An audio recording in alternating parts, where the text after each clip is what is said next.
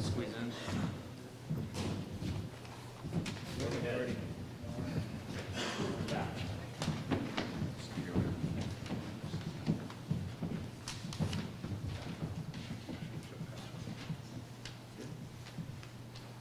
All right, good afternoon. My name is Paul Lowenthal, Assistant Fire Marshal with the Santa Rosa Fire Department.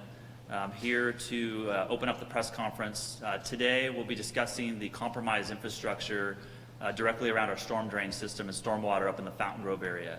Obviously, following the rains and the fires, some concerns have been raised. With that, we hope to address those concerns and then also have a number of subject matter experts that are here to address any of your questions or concerns. Opening the press conference will be the Mayor, Chris Coursey. Following Chris Coursey will be our Director of the Water Department, Mr. Hornstein. And then following Mr. Hornstein will be Deputy Fire Chief Bill Shipman with the Santa Rosa Fire Department. Good afternoon, I'm Chris Coursey, Mayor of Santa Rosa. As Paul said, we're going to give you an update on our ongoing assessment of the storm drain system. And our staff will be sharing with you what the findings are thus far.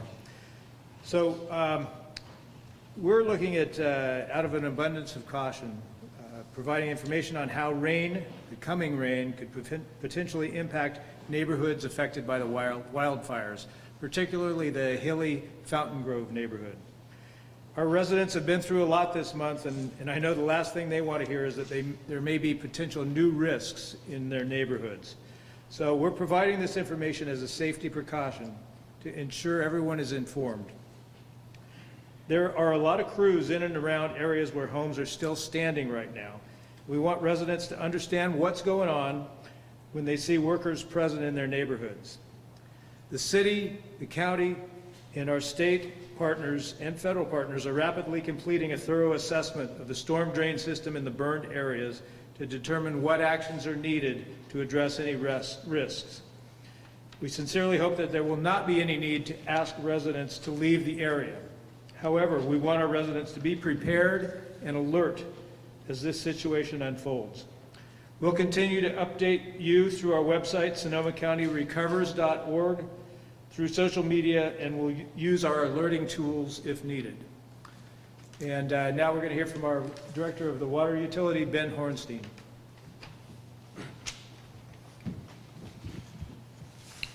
The city is actively assessing and taking mitigating actions in regards to an emerging situation from fire damage to our stormwater infrastructure in the Fountaingrove area. As part of our fire recovery activities, city staff went into the field following the fire to assess the state of our infrastructure in the burned areas and observed some possible burned stormwater pipes. As we investigated further, we identified in some of the areas, specifically where we have plastic pipes made of high-density polyethylene storm drain pipes. The pipes caught fire and in some cases were destroyed for significant lengths, up to a few hundred feet. This resulted in underground voids or cavities where the pipe had been and creates a potential for sinkholes and resultant landslides and flooding concerns. So far, we've identified 8 sites where the pipe has been lost and 20 additional suspect areas that are under investigation today. In one area, we had an active sinkhole repair and we began emergency repairs that are almost completed. In response to this emerging issue, the city has reinstituted our Emergency Operations Center, and we're working closely with the county and state officials who are providing support to the response. Over the past few days, we've had crews in the field sending TV cameras down the pipes in all the suspect areas to understand the scope of this issue. We've also had teams of engineers and geotechnical experts assessing every site where we've lost storm drain pipes as to the relative risk of slides, floods, or debris flows. As needed, the city is making plans for emergency mitigation measures and repairs to the piping infrastructure. To ensure the safety of the public, the city will have crews in the field during the upcoming storm events to monitor the situation with emergency personnel standing by. We will begin the active monitoring tonight and continue through the storm.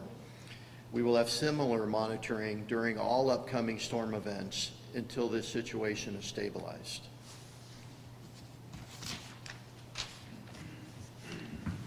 Good afternoon, I'm Bill Shipman, Deputy Fire Chief for Santa Rosa Fire Department.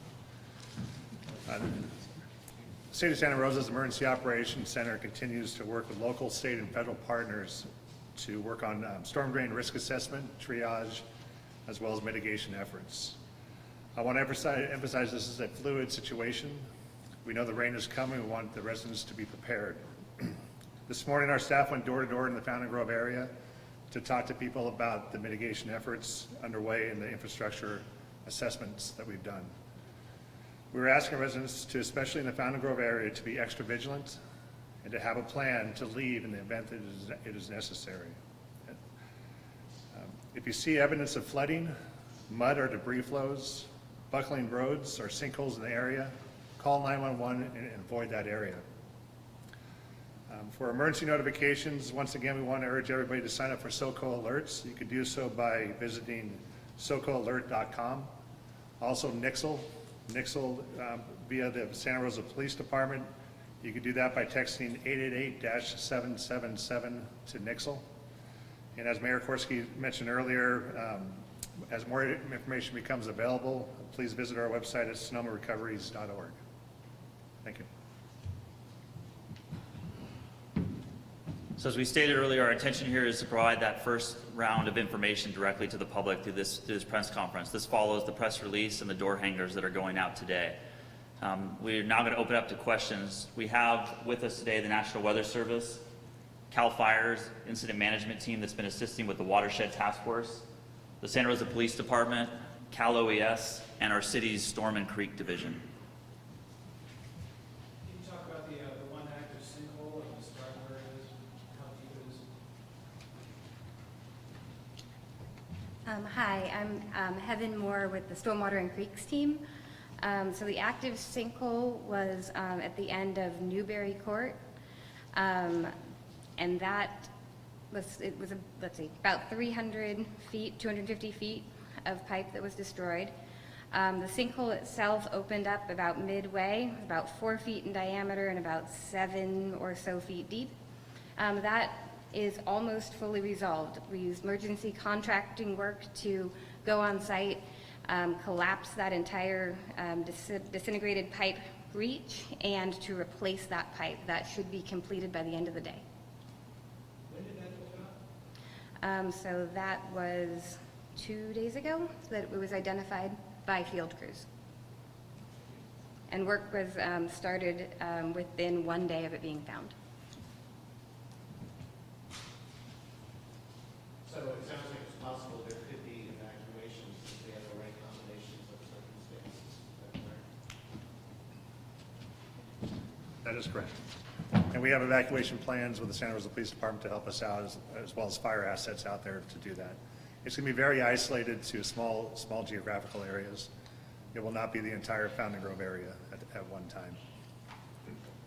How many homes could be in harm's way if there was flooding?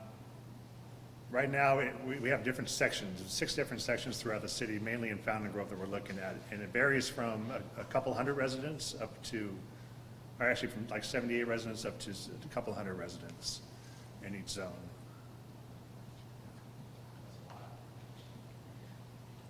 You mentioned 8 sites where pipe was lost and then 20 suspect areas. Are you talking about like 100 feet of pipe, 200 feet in each of these? How far does it go? So each one of the sites is unique because it depends on the length of pipe that was made out of plastic, and the amount of risk that each one poses can vary tremendously. We could have a very short piece of pipe in a very flat area where we just need to make sure no one is directly on top of 5 feet. We could have other areas where it's a much longer reach of pipe. So we're in the process of identifying that and getting it cameraed so that we have a full understanding of the scope of each of those locations. How were they identified in the first There's a number of ways that they've been identified. So immediately following the fire, initial evaluations were done to look for melted, or look at our outfall structure. A few of them were identified that way, and then with further field investigation from the engineering teams, and now the CCTV, which is the closed circuit television, which is actually run through the pipe. That's how we're identifying and confirming the status. We're also doing visual observations of evidence of burn from the surface. That's an initial look to help us identify sites for further investigation. At this point, though, we're doing a systematic CCTV of the entire system. So it's my understanding that at the end point of the pipe, or where it drained out or whatever, that's where the fire, started melting the pipe and it just migrated all the way in. Is that kind of the idea? That is one scenario that we have identified in the field. The other way that that could happen is the reverse. If a home site burned and they had a plastic pipe adjacent to their property, that pipe could catch and travel the opposite way as well, which is why we're looking at both public and private pipes in order to identify risks. Do any of these pipes go under roads or any structures? At this point in time, we have not discovered that, but we are still in the evaluation process to determine the full extent of impact. So where do they run generally? Just in open areas? So we've found some of them go from, most of the ones we've found to this point are the small sections that come in behind the public system. So from a property, edge of a property, so if you think about where you're in your backyard, you all probably have a drain where your rainwater goes. So from that drain till it connects to the roadway. There have been a few sites where they're crossing under access roads that belong to the city. Again, it varies. They can be any size that they were originally installed at. So to date, we've identified as small as 15 or 18 inches in diameter and as large as 36 inches in diameter. Did you guys have damage estimate for the burn pipe? Not quite. Cost, not at this point. We're still in the analysis and identification. Are these 28 sites, I think altogether, are they just in Fountaingrove? Yes, that's correct. And the city is looking at other parts of the city too for this also? Is there a number? So the reason why we're seeing this in Fountaingrove primarily is that HDPE pipe, the plastic pipe, wasn't used until about 20 years ago. The Coffee Park area is older, and also the risk, if there was a pipe there, is much less because it's flat and the pipes are much shallower. In Fountaingrove, because of the terrain, there's more risk if we have a collapsed or absent pipe, and there's also deeper structures because of the hillsides. So the risk to Fountaingrove is kind of unique because of these sites.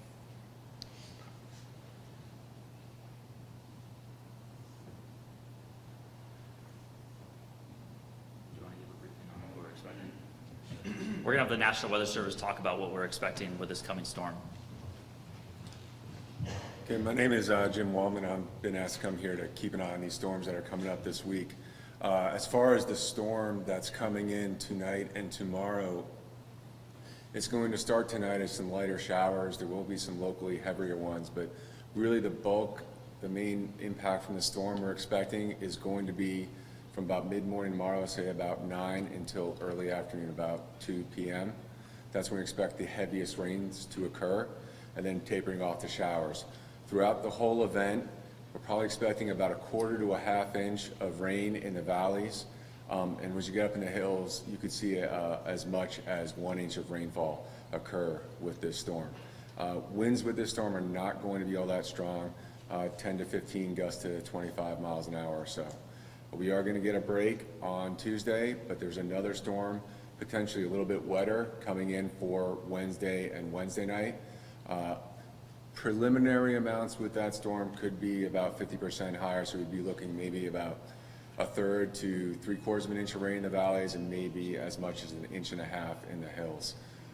And the peak period for rainfall with that one would probably be Wednesday afternoon into Wednesday evening. Beyond that, there is potential for more storms to arrive, possibly again next Sunday into early next week. The strength on that storm, though, if it does arrive, is really uncertain. But it's something we're definitely going to keep an eye on. It definitely looks active, probably for the rest of at least November, before we get a more prolonged break. Yes? Ultimately, what is the fix for something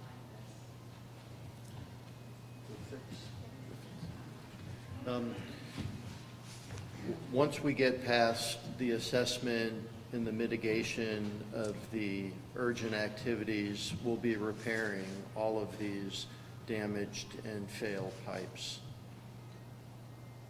There was rain a couple of nights ago. Was there any impact from that? Any flooding issues? We didn't see significant flooding.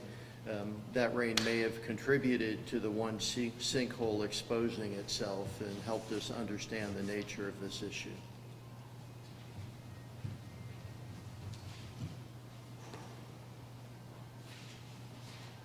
Do you have workers out there right now working on this, and where would they be? We do. Currently, we have 10 strike teams with closed-circuit TV cameras. Those are the cameras that run into the entire length of the pipe, assessing the suspect areas that have not yet been confirmed one way or another. And we also have 6 teams of engineers and geologists that are assessing each confirmed site as to the relative risk of sinkholes, floods, and slides based on the terrain and other factors. Could we get information from you maybe later off camera about where those people were working on, so we can go and photograph that? Yes, absolutely. We can share that, and we also have a map here we can review with you that points out the known sites as well. Is that online or is that just here? We will have a map very shortly online with all of the sites identified.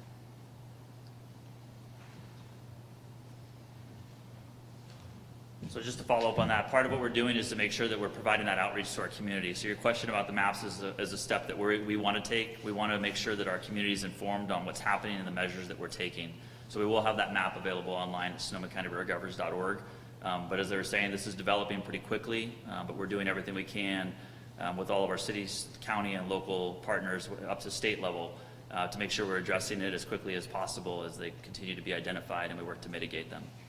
So we'll have these people available for questions. If anybody wants to come up, otherwise at this point in time, we'll terminate the press conference. And if anything else comes up or requires any additional outreach, we'll be sure to get you guys involved as quickly as possible. Thank you.